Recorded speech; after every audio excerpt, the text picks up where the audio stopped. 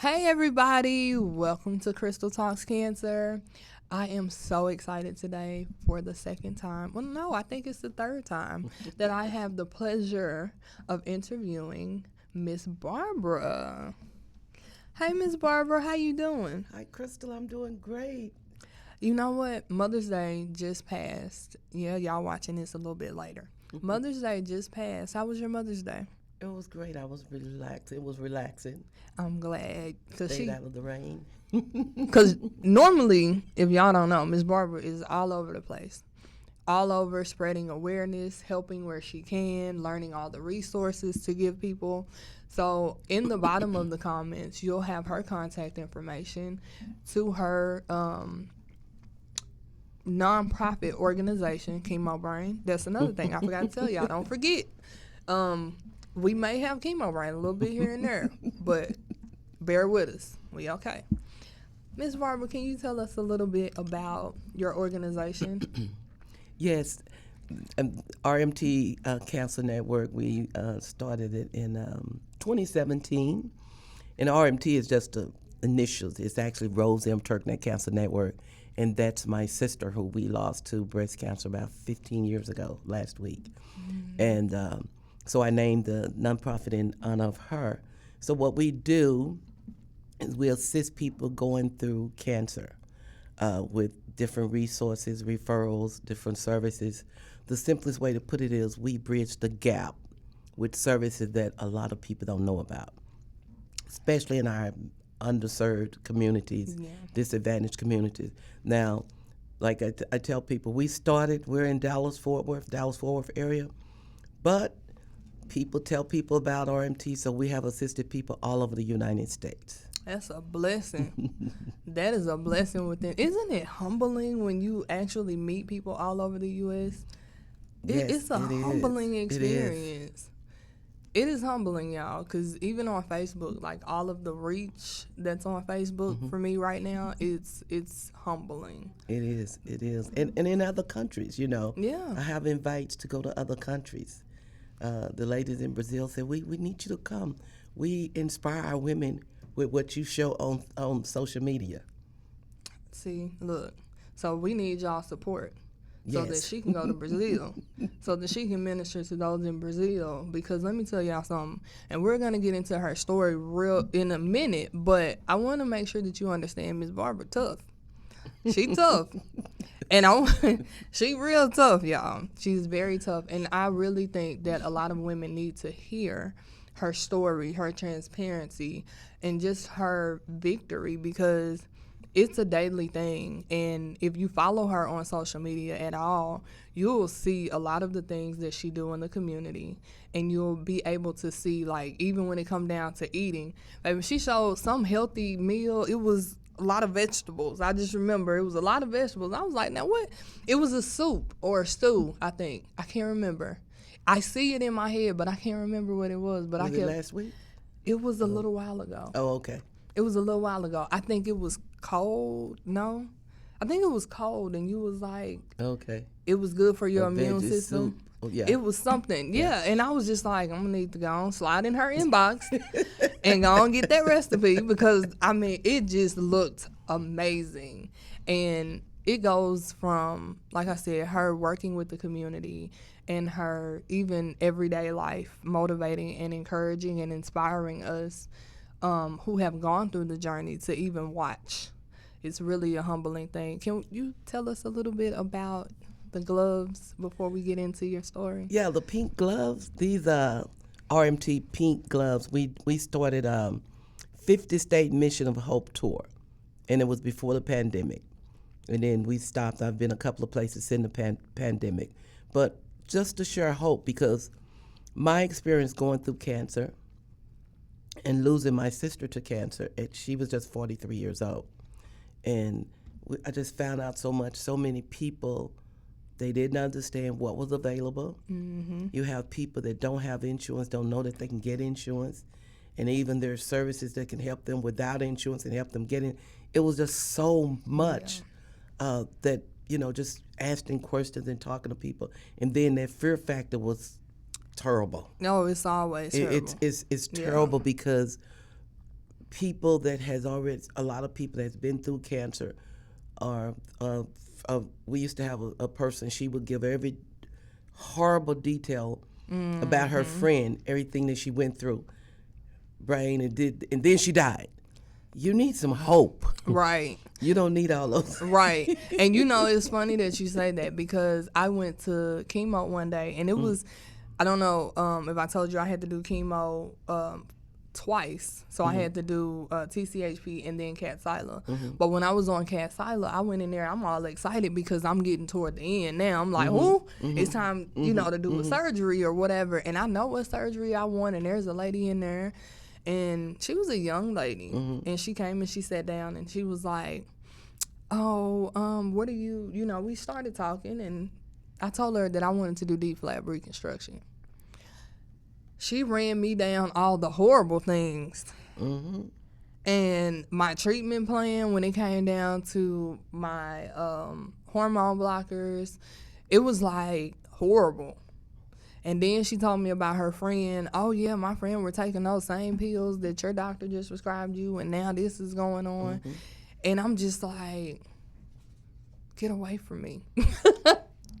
Because you don't want to hear negativity all the time. No. And I applaud all of those who go through the journey and don't forget to reach back, because once you go through it, you really know and you really understand how scary it is for other people to go through and experience it. Ms. Barbara told me about resources that I didn't even know about in the community. So it's a lot that we can do for each other to help each other get through the journey, because sometimes it's really overwhelming, and people do need somebody. Yeah. So I applaud you for all these years just sticking to helping people, because a lot of people are like, I'm done. I don't want to hear about it. I don't want to talk about it. Don't say no words that start with a C around me. That's true. That's true. And that's true. That's what it is. So, Ms. Barbara, can we get off into your journey a little bit? Sure. Tell us about your journey when you were first diagnosed. Well, I was first diagnosed, I had to advocate for myself. Let's start there. That's an important place. Yes. I went to, I didn't actually live in Dallas then, and I was decided to, I was in Dallas, born and raised in Dallas, but didn't live here. I lived in South Florida. So decided to probably stay in Dallas, so went to a primary care doctor. When he took my history, the sister had breast cancer. He said, okay, so, I don't miss my mammogram, the thing. He said, okay, I'm going to order you a diagnostic mammogram. So when I went to take the diagnostic, I'm sitting out there waiting to go into the exam, and they called my name and said, come into a private room. And they say, they just asked me, don't tell me why. Are you having any problems? No. Well, we're not going to be able to give you a diagnostic today. Not telling me why. And I said, well, no, that's not, I got a referral, and I'm not leaving here without the diagnostic. So I said, give me your top person. So they sent the top person over to the mammogram department. First thing she asked me, are you having any problem? No. Well, we're not. I said, no, you give me whoever's over you, because I'm not leaving without them. Everybody got a boss. Yeah, and not rude. You just have to be assertive, because this is your life. And she said, you have no lumps. I said, well, I had lumps in the. She didn't even let me finish, because I had lumps in the left breast and biopsied in nut cancer years before. Actually, just a few months after my sister had died from breast cancer. My mamma. It didn't show on the mammogram. It showed on the ultrasound. Wow. Yeah, the doctor felt it, and she ordered an ultrasound and a mammogram at the same time.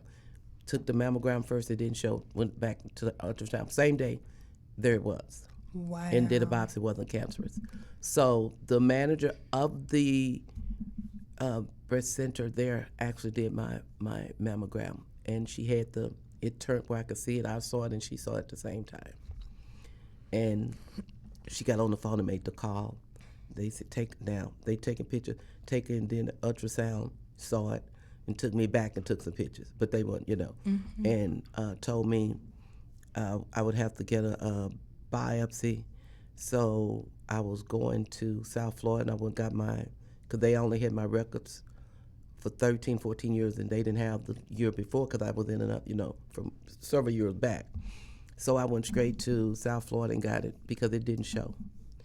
And in 30 days, now it was 1 centimeter. Mm-hmm. In 30 days, it had already went to 2. Stage 1 in 30 days, and it was triple negative breast cancer.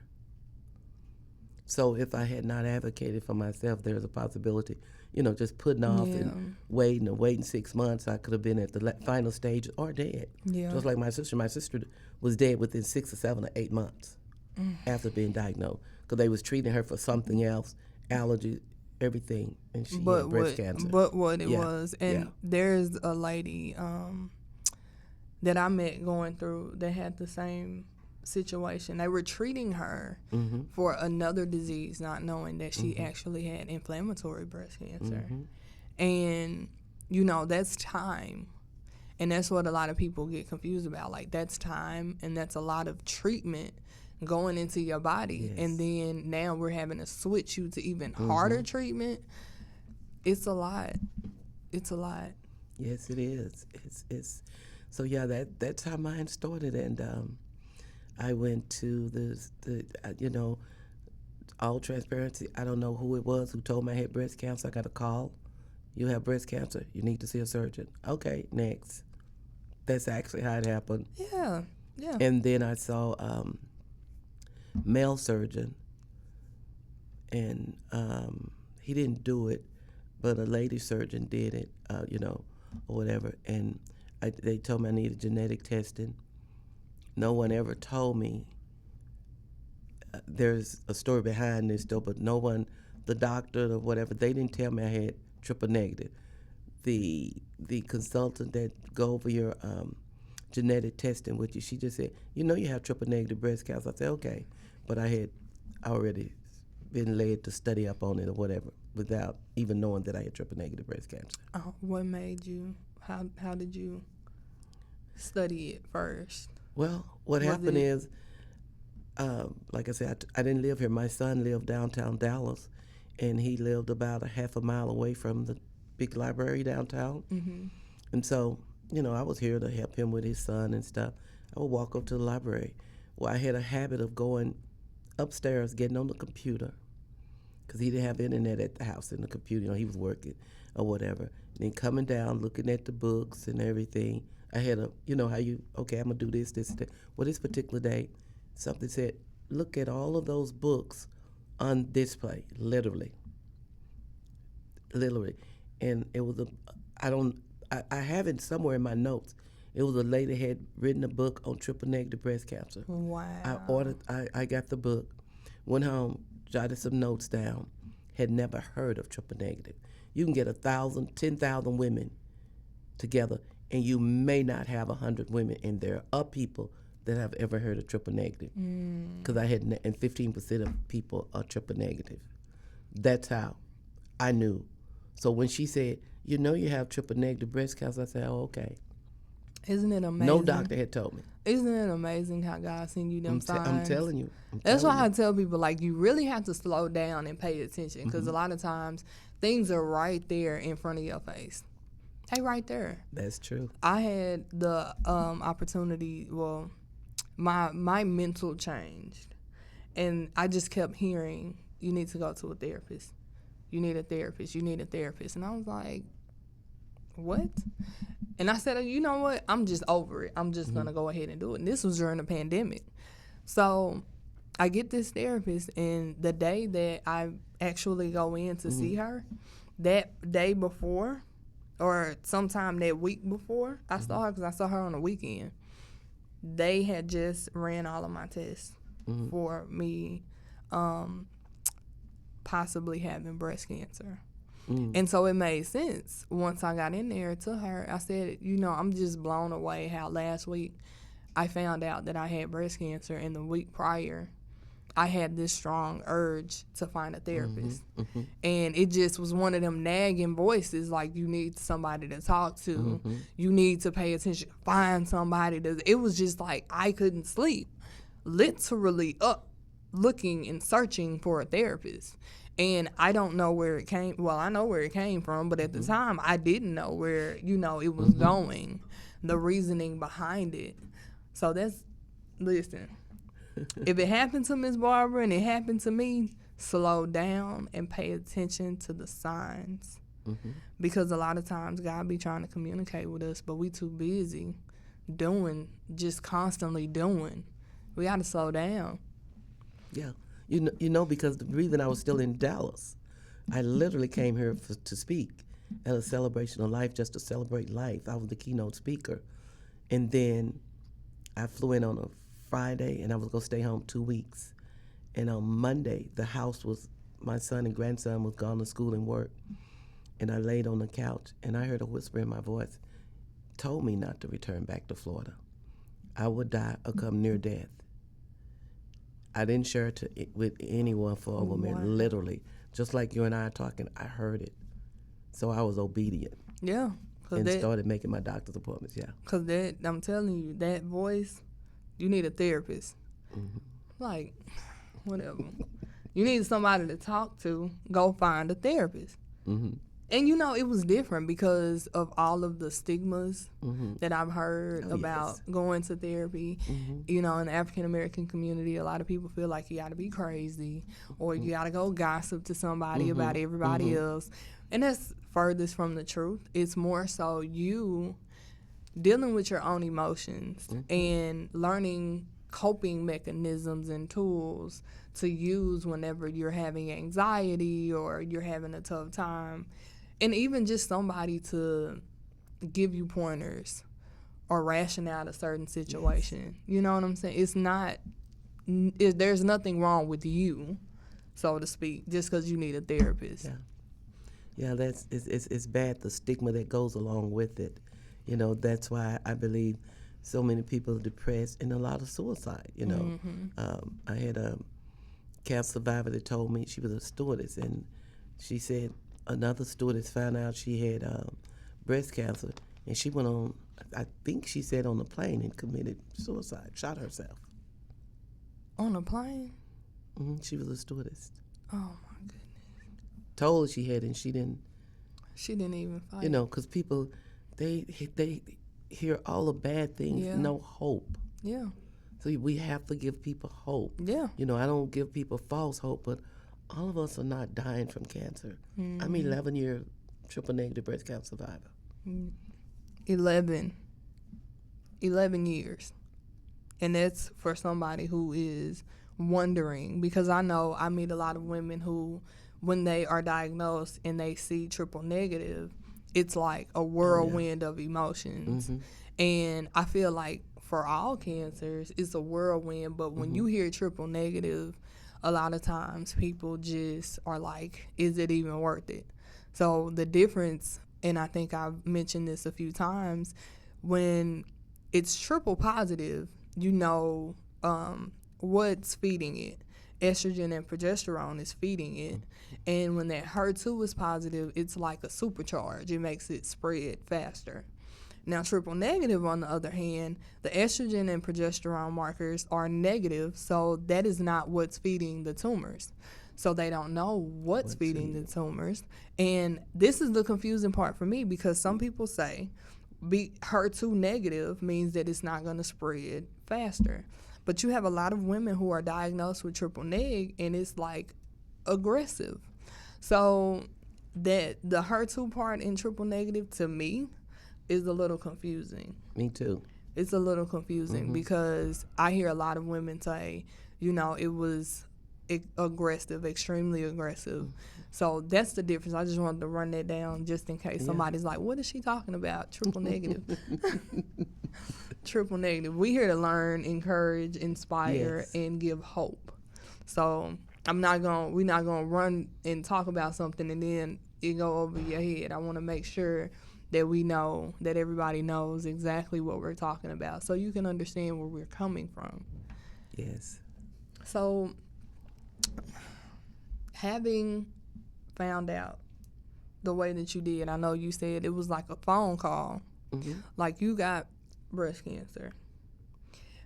How do you feel about that? I gotta ask you this question because when I was diagnosed, I think I told you this before.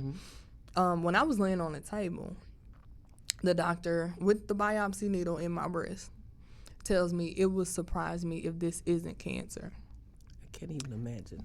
So I'm in the middle of the pandemic. My husband is nowhere around because, of course, they kicked him out because nobody was supposed to be in the hospital at that time or in the appointment with me at that time. So I'm just laying here, and when he says that, I'm just bawling. Like tears are just flowing down, and I'm feel like I have an anxiety attack. Wow. And he was like, and I asked him. The crazy thing about it is, it was the time for him to do something different, but he didn't. I said, "What did you say?" And I feel like in that moment he should have just said, "Well, we're gonna do the biopsy and get the results back." But he said, "This would surprise me if it's not breast cancer."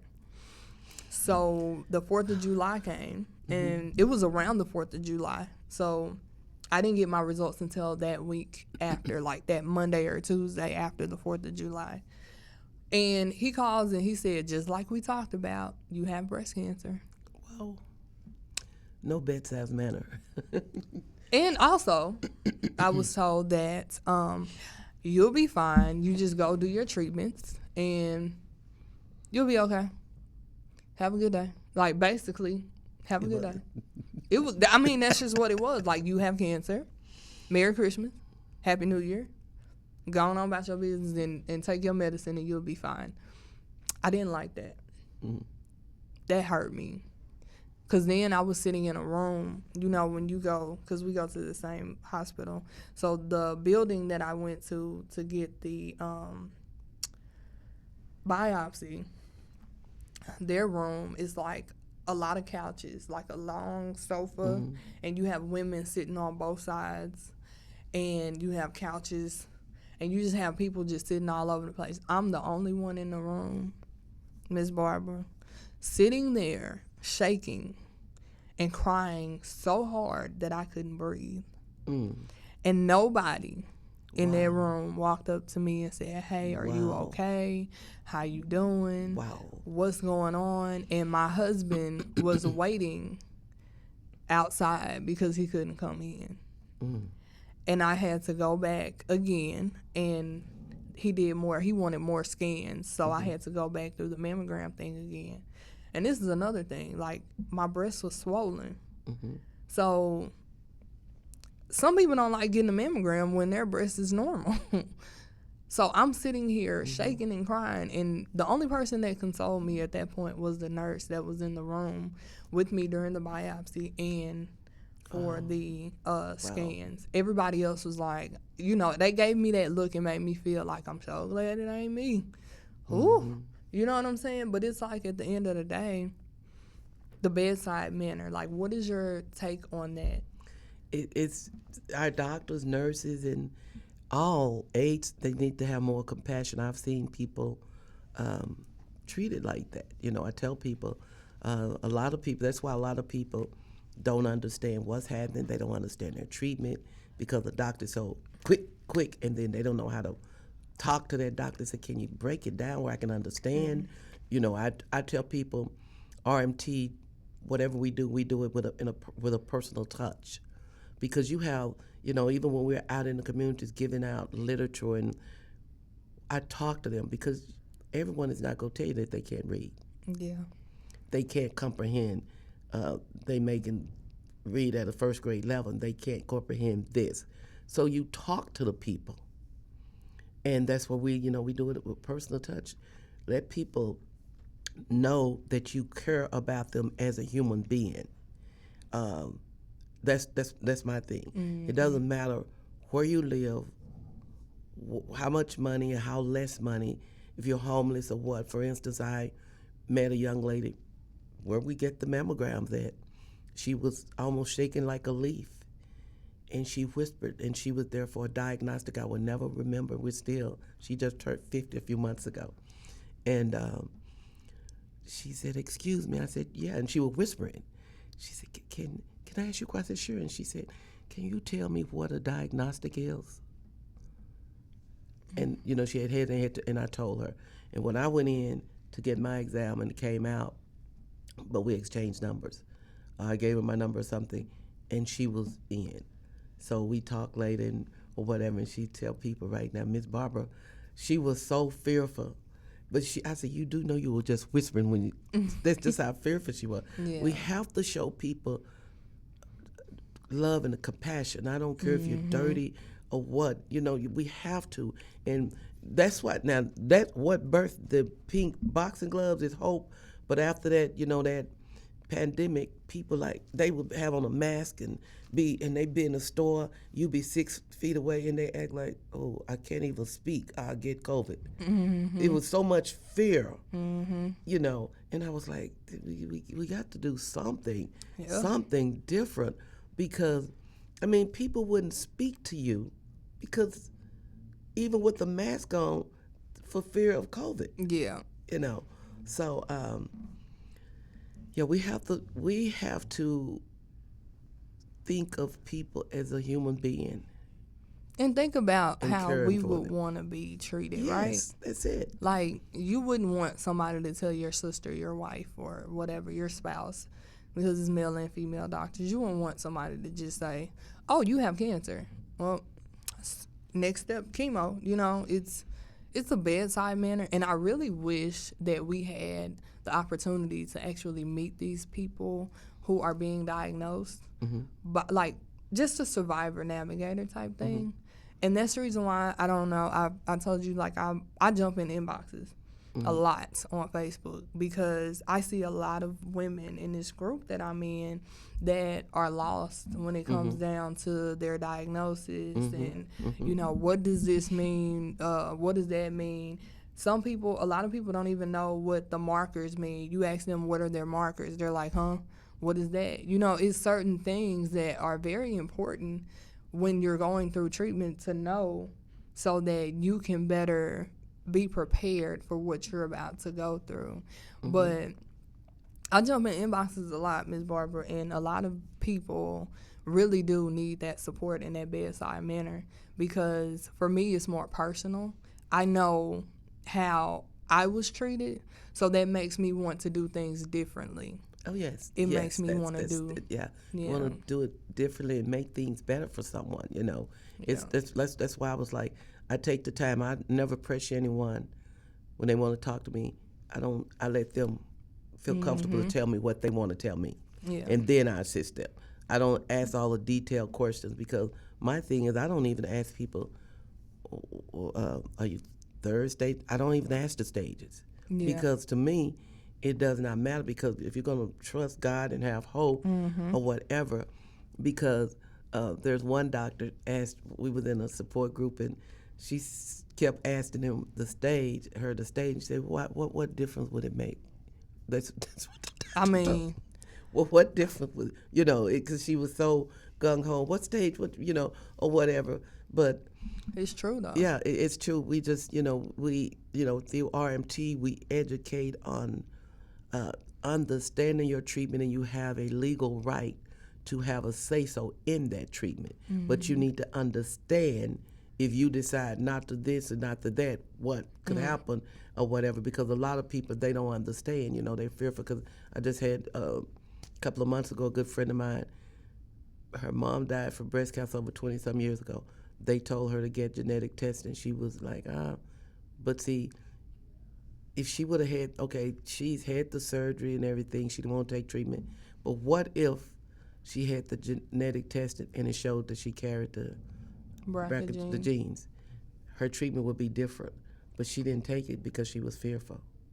So we're going to have to let fear go. Yeah. If you want to have elongate your life and all of that, we're going to have to let fear go. Yeah.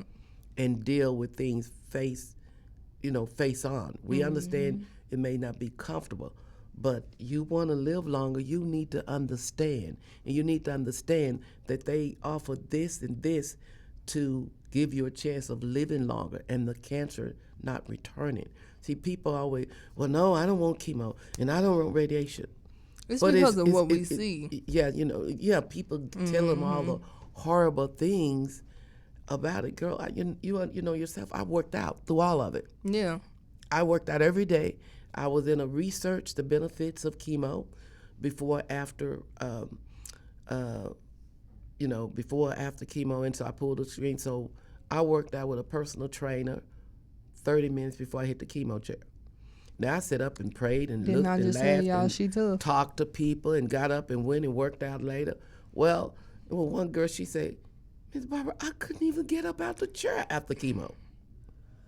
Radiation, She is me. 33 treatments of it. Left there, went straight up to the gym. Because all that fatigue and stuff, if you get you moving, it'll go away. Yeah. It'll help with nausea and all of it helps or whatever. And then, we was introduced to meditation. And so I haven't had a pain pill. No, now time through my treatment, my numbers never went down, my blood count, none of it. And I attribute it to what they offered me, exercise, and how to not be stressed out and things like that. Because we would be in support groups and everybody was like, oh, my skin is this and my hair. Yeah, I lost my hair. My skin was glowing.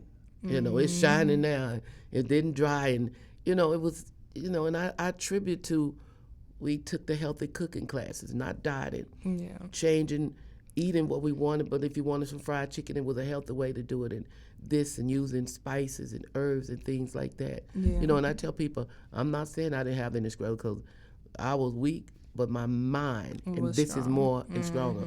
If something made me weak, I was stronger than it. So I pushed, and I went to exercise and work, and work out and things like that. See, that's the goal.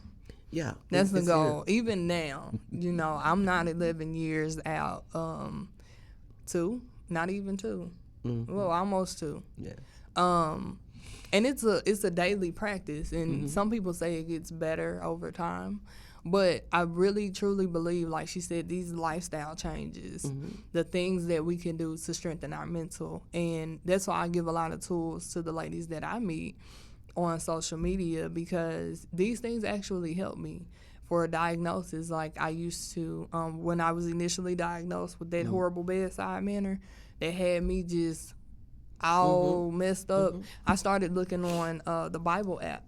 And I started reading plans about, terminal illnesses and things like that, and God's promises. And it was like, okay, now I can sleep. Now, granted, I woke up every hour on the hour, but I always went back to, let me read another scripture in this Bible.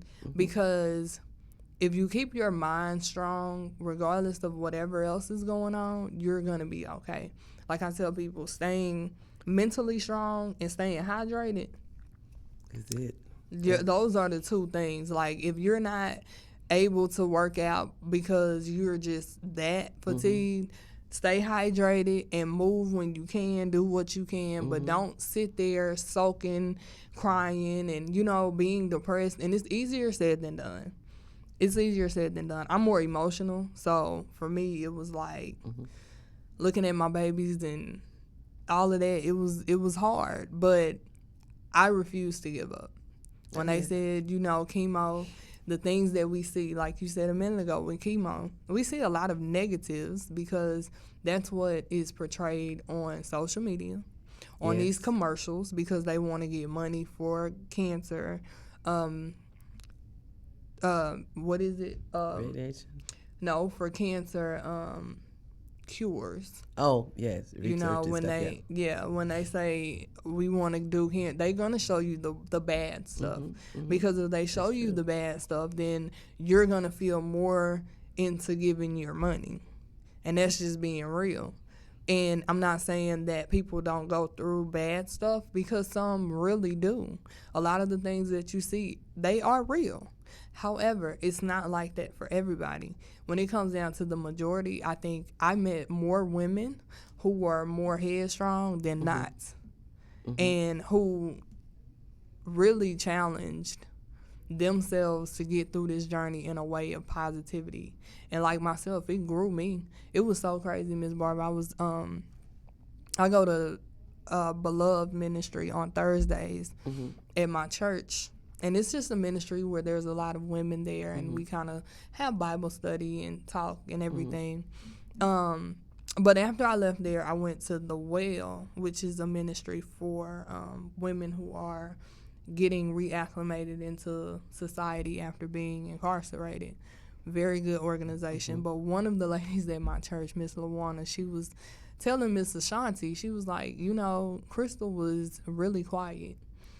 And I remember, and real quick, it was my pastor. They wanted me to read the announcements. Miss Barbara, this was years ago, okay? I was a little person. It was years ago. He was like, we want you to read the announcements. I got up there and I seen all them people. And it's like I got weak in the knees. I thought I was finna throw up. got hot and sweaty. And I was like, y'all can have it. I ain't finna do this. And I literally started crying, y'all, and walked off. And she was like, Krystal was so quiet. She said I couldn't, because she used to pick me up for usher board meetings and choir practice and everything. And she was like, whenever it was something wrong with her, she just wouldn't say nothing. And she kept telling me, like, you got to talk. You have to talk. But guess what? I had to go through something like cancer to find my voice. And so now there's no shutting me up and there's no stopping me from helping other people because of that. You know what I'm saying? It's more so a lot of people look at the negatives.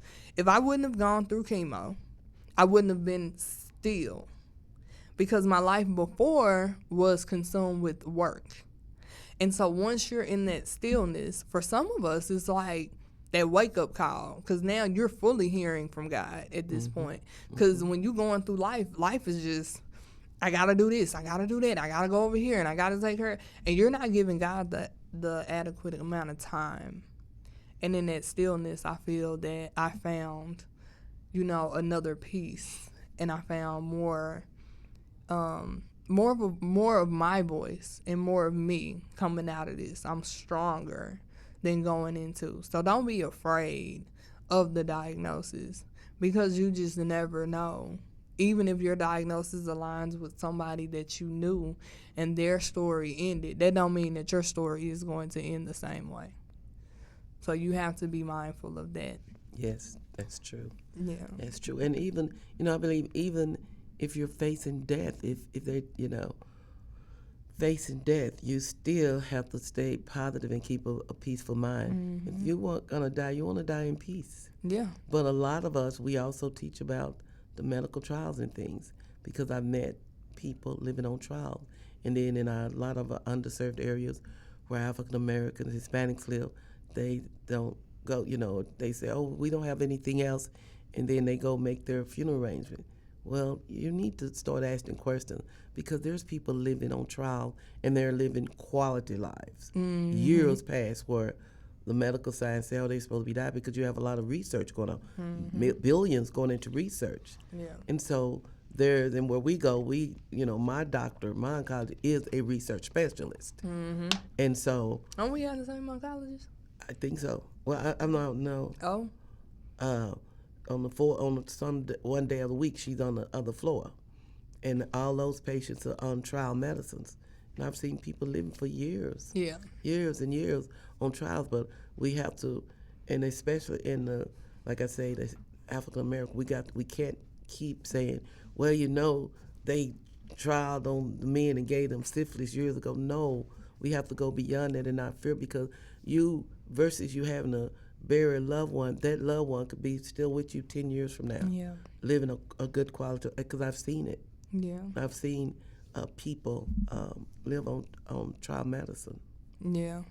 And see, that's another thing. Like, when it comes down to trials, and like you said, the mindset, a lot of people feel like I'm a guinea pig. Yes. I don't want to be a guinea pig, but at what point do you say, okay, well, maybe this is better?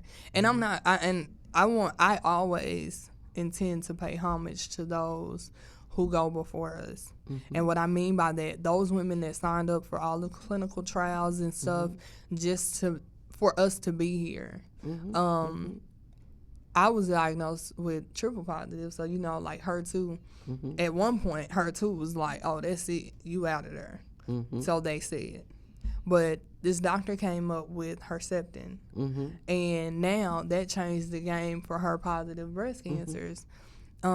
There's a movie called Living Proof. If you have not watched that movie and you really want to learn something about how breast cancer is advancing, I suggest you look at that movie, because him going as hard as he did to come up with the cure, you know, they would, in the movie it shows you like they didn't want to fund it past so long. They was like, well, ain't nothing coming of it, so we're not gonna do this, that, and other. That man pushed, and he came up with Herceptin, and Herceptin helps a lot of people, like her too. And I looked into it because I was like, when you think you're being punished, this is another thing. When you think you're being punished, I feel like you should take a look at where you are and what life was like 10, 15 years back.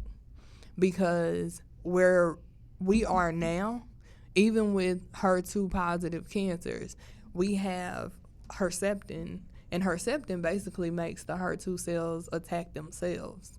And that's how it dies. But once you see that wasn't an option like 10, 15 years ago, it puts a lot of things into perspective. So we definitely have to be thankful that we are dealing in a time like this, because a lot of other people did not have the options that we had. And just imagine if those ladies who went forth and were going forth for the sake of a trial, what if they wouldn't have done it? Herceptin probably would not have been here. That's it. So we have to pay homage to those ladies and realize that these clinical trials are really here to help all of us get through, not just, you know, some. Even though this is your right now, you never know who's coming next, who's coming behind you. Think about the people that's coming behind you. We're all so focused on going forward and not looking back. Yeah, you're not supposed to look back on negative stuff, right? You're supposed to forgive and forget, but there's also lessons in the midst of these tough storms that I feel like we need to hold on to. Yes, that's true. That is so true. We have to hold on to something to share and share with others, and that's going through it and everything like that. I'm gonna make sure I look at that movie. I hadn't heard of that movie. Living Proof. Yeah, Yes. it's on YouTube, and I might have to, because I think you got to pay for it on YouTube, just a couple dollars, but it's well I worth it. couldn't find it anywhere else. That's the crazy part. The only place I could find the movie was on YouTube. I'm asking everybody, hey, check this and see if Living Proof is, and I couldn't find it anywhere but on YouTube. Oh wow. And it's a really good movie. Oh wow. Awesome. Chemo Brain won't let me remember his name. It's McCormick something, I think. McCormick.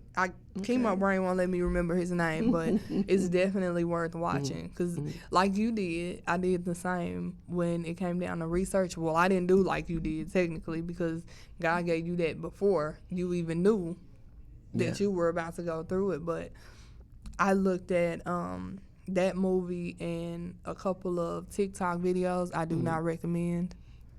Because a lot of times whenever we're looking at these things and these people and their journeys, we're thinking that this is going to be like our journey, and that's the furthest from the truth.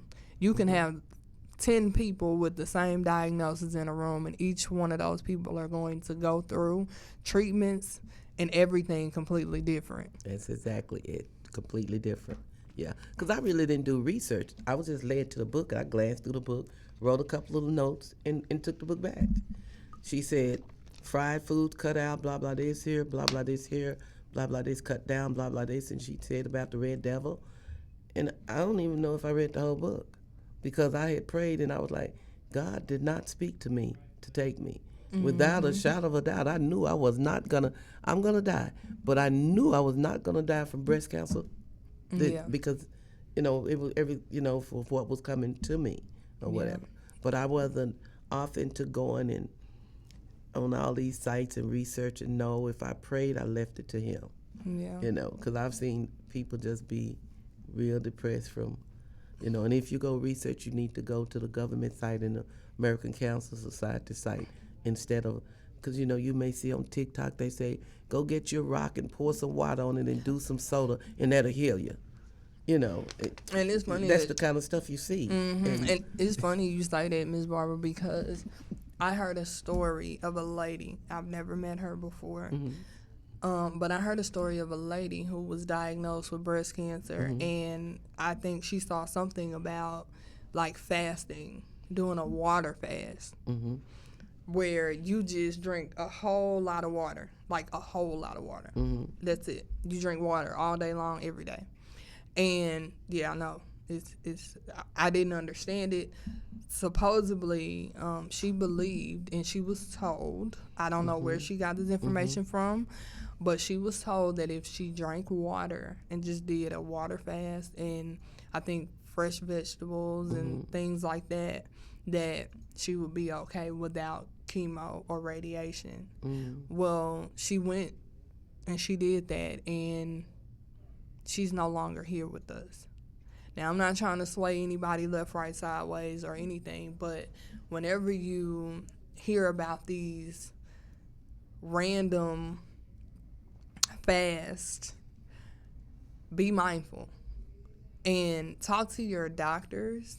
And, because I am in a natural group as well. So there's a lot of ladies who are in that group like, well, do you think I should go? I don't trust a stranger with my health or my life or what I'm supposed to do. Like, why would I be in this group asking, hey, what can I do for this? Because this is the type of cancer that I have and this is what's going on. I just don't feel that comfortable. But I tell them every time I see it, consult with your physician. Yes. Consult with your physician, because there's a lot of random crazy things. And the first thing my oncologist told me, don't go on any crazy diets. If you've been eating fried chicken, eat fried chicken. If you've been eating beef and pork, eat beef and pork. Like, don't do any radical random changes to your diet, because even though we feel like it's going to help, it actually hurts, because now you're introducing your body to a lot of different things. And I'm not saying now healthy stuff, yes, of course, your fruits and your vegetables should be something that you up instead of not. But don't just go on a crazy, I'm going to go keto friendly, or I'm going to go do this, that, and other. Just eat more fruits and vegetables. Just eat more fruits and vegetables. Yes. Awesome. Ms. Barbara, what was... So you worked out, and you were a part of the trial. And after that, what was your surgeries? I had the surgery. I had the lump removed. Went back. There was a male surgeon that said, the pathology report showed a little bit of cancer right around the edges where she did the surgery. So, she probably won't want to go back in. Well, I couldn't understand that. Now, if a pathology report showed that there's some cancer, why wouldn't the doctor want to go back in? So the surgeon that did it, she went back in 2 weeks later and removed some more tissue, and came back, nothing, lymph nodes, nothing was in the lymph nodes. But that male surgeon, I still couldn't understand that to this day. Because because I was going to tell her, you're going back, I'd suggest you go back in. I had no problems with it. That's why I say you can't operate in fear, because most people, I didn't already had surgery. No. I was getting my blood work on my birthday, my 58th birthday, and then I was going into surgery the next day or so. Yeah.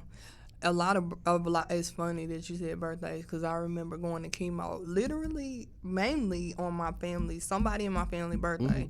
And I'm like, well, happy birthday. Let me go get pumped full of chemo, okay? But I just lost. And I had a question for you, and it just, whoop. It'll come back. Because what did you just say? What part of what you just said?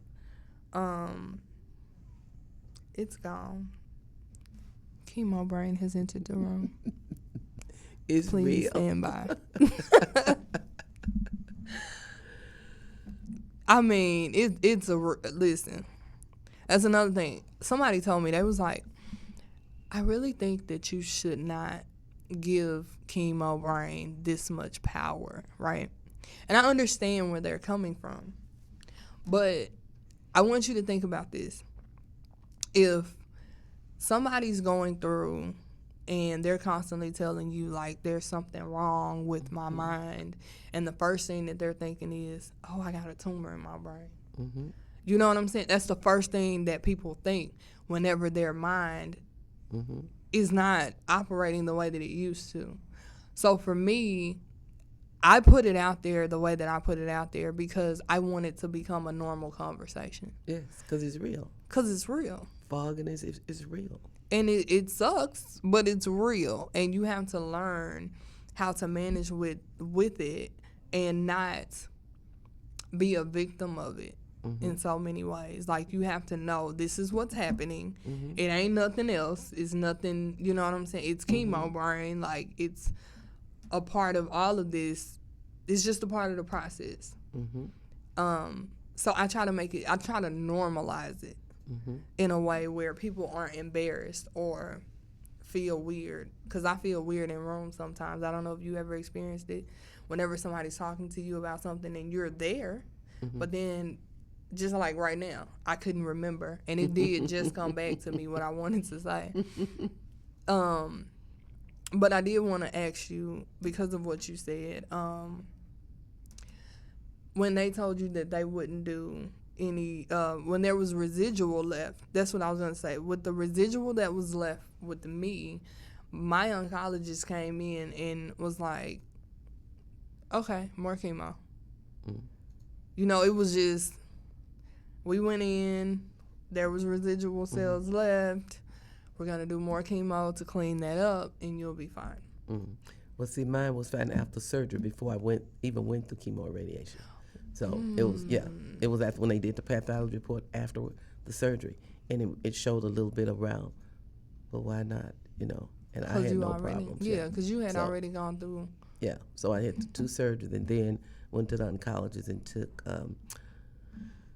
the first cycle of chemo, and the second I was allergic to it, so she had stopped. So I only took a total of 11 chemo treatments. It burned and blistered me up, and you know everything was blistered and burned, except the soles and this here, and itching from the inside and everything.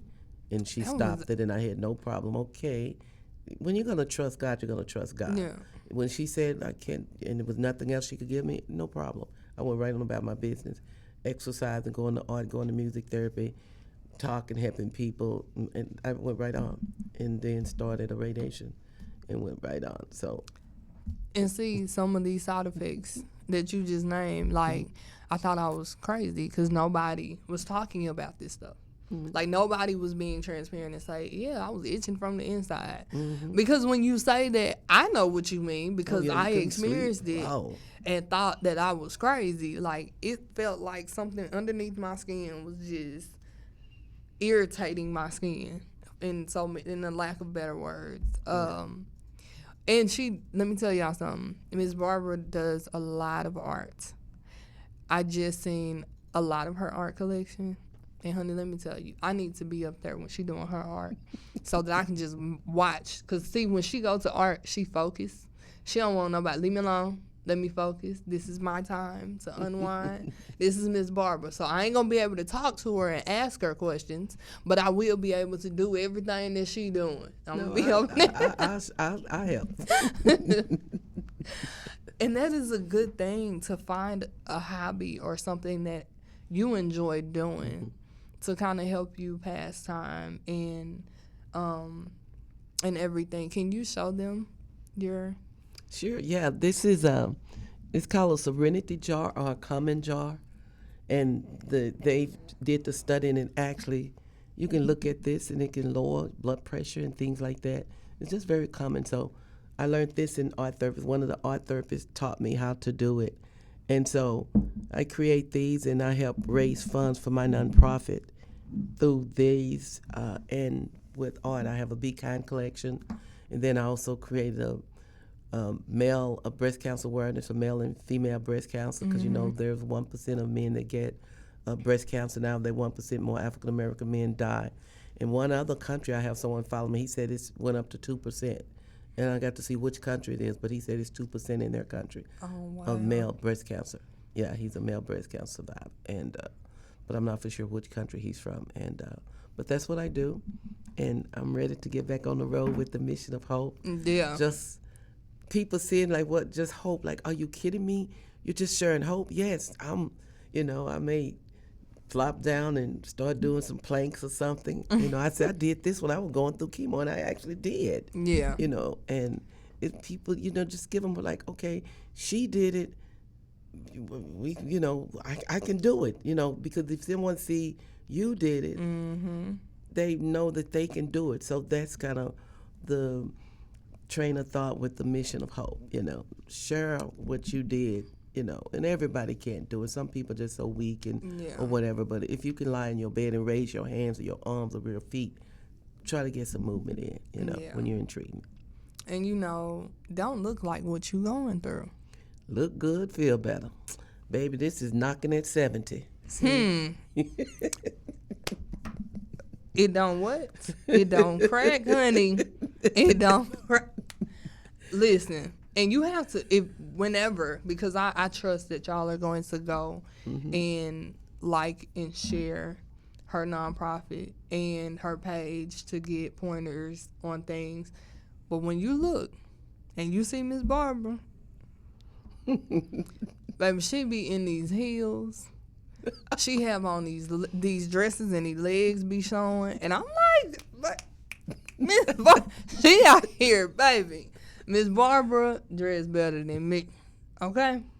And when it come down the heels, I was telling her on the way here, I said, Miss Barbra, the way my ankles and my calf muscles set up and my knees, I'm gonna let you have it. I'm gonna let you have it. You can have it. And I'm in my 30s, but I'm a gracefully bow out. I'd rather have flat shoes and move on with life. I used to be able to wear heels, but once I get back in the gym consistently, it'll change. Yeah. I told you I put them on to look cute, and then I take them off. I keep some flats somewhere. Now these boots I have on, this are comfortable heel. I can walk in these, but them stilettos, and I don't do the 6 and 8 inches, but 3 once in a while. If I have to do a 4, but I'm standing around a little bit, and then I'm gonna get out of them. But you look good, you feel better. That's what I did when I was in training. I made up. I wore jewelry. If I need to take my earrings off while I worked, that's what I did, literally through all of my treatment. Yeah.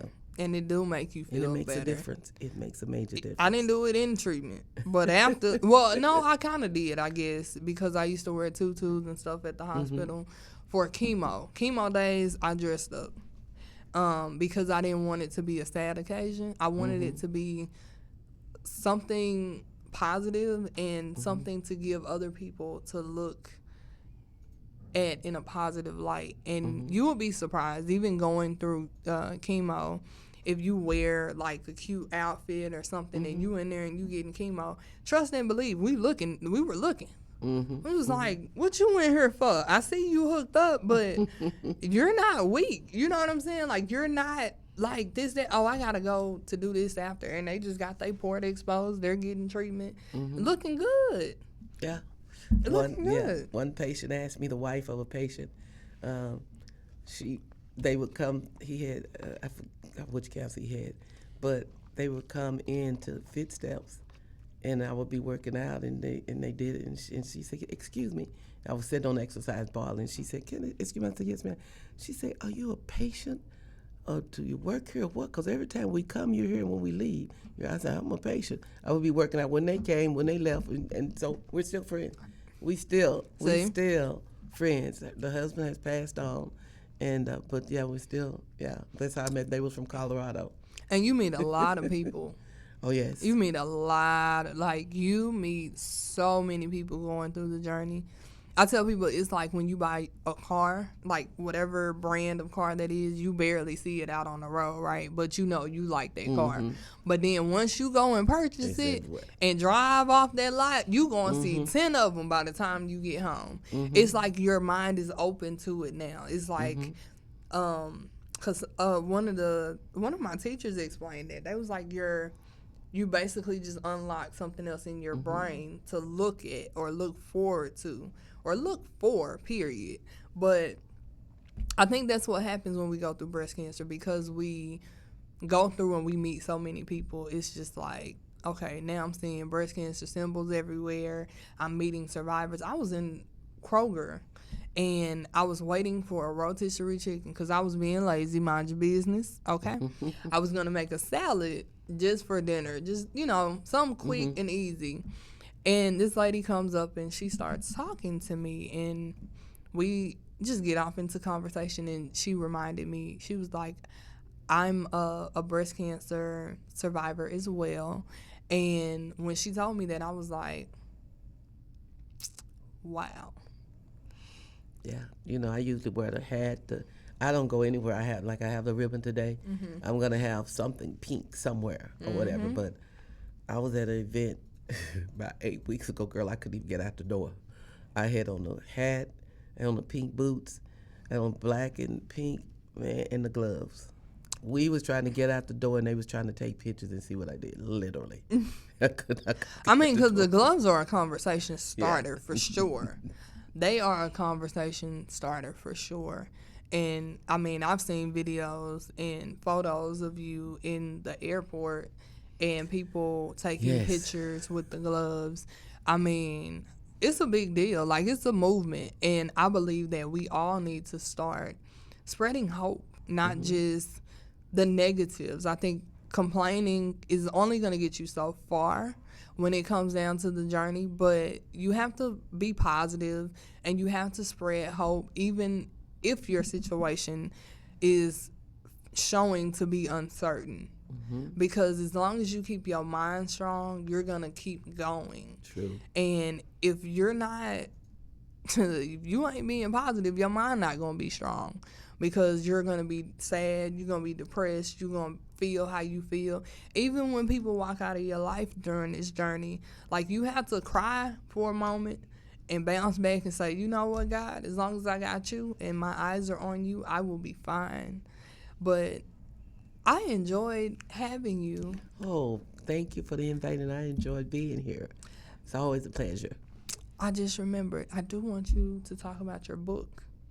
Oh, the book, my positive journey, with triple negative breast cancer. I'm believing, like I said, I've been so busy. Now, I'm a talker, I'm not a writer, but then they're pushing me.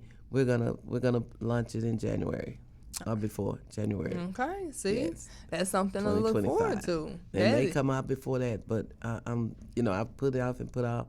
So yeah, and it's gonna be on a journal style, because all these relationships that just I've met going through the journey, and it's just like mind-boggling. It's gonna be emotional. Some people gonna be crying. You're gonna have chills. You're gonna, Oh God. yeah. Get my ice cream. The ready. one is in there about the lady had no memory and called me, and the husband. Oh yeah. Things like that, and like, are you kidding me? Yes. Yeah. So that's what's gonna be in the book. And and I want to thank you on behalf of those people that you have helped, because I know sometimes people don't take time and say thank you. So I really thank you for spreading hope and for showing me how to spread awareness and hope to such an uncertain disease and situation. 'Cause we watching. And what I mean by we, all of those who have come behind you, we're watching. And it's impressive, extremely impressive. Thank you. And Thank you inspiring. And I thank you for everything that you do.